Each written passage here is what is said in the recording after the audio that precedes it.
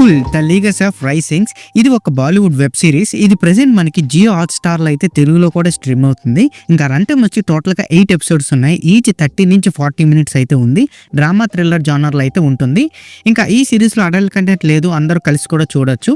ఇంకా స్టోరీలోకి వెళ్ళిపోతే రాజు కుటుంబం అయిన రాజ్ సింగ్ చుట్టూ తిరుగుతుంది ఈ సిరీస్.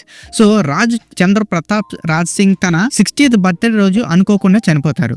సో ఆయన మరణంతో ఆయన ముగ్గురు పిల్లలు వారసత్వం కోసం పోటీ పడతారు. సో ఇప్పుడు ఆ ఫ్యామిలీస్ మధ్య ఉన్న విభేదాలు, సీక్రెట్స్ అండ్ సత్యత్వాలు స్టోరీలోని ఎక్కడెక్కడికో తీసుకెళ్తుంది. సో లాస్ట్ ఏమైంది, ఏం జరిగిందని తెలియలేదు. మీరు ఈ సిరీస్ ని ఒక్కసారైనా చూసి తెలుసుకోవాలి. ఇంకా నాకు ఎలాగనిపించింది అంటే పర్లేదు, మంచి ట్విస్ట్ అయితే ఉన్నాయి. సో ఇలాంటి సిరీస్ మూవీస్ అయితే మనం చాలానే చూసాము. హాలీవుడ్ లో అయితే knives out, glass onion, murder mystery ఇలా సేమ్ ప్లాట్ అనమాట. సో మరి మన ప్లస్ అండ్ మైనస్ లో చూసుకుందాం.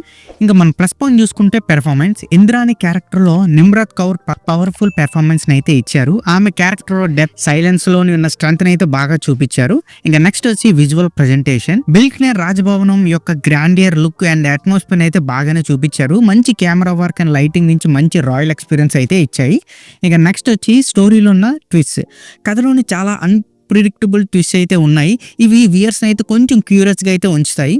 సో ఇంకెందుకు మనం మైనస్ పాయింట్ చూసుకుంటే స్టోరీ యొక్క స్ట్రక్చర్. స్టోరీలో కొన్ని పార్ట్స్ నాన్ రిలేటెడ్గా అనిపిస్తాయి. సో కొన్ని క్యారెక్టర్స్కి డెవలప్మెంట్ చేయలేదే సరైన స్టైల్లో అని అనిపిస్తుంది.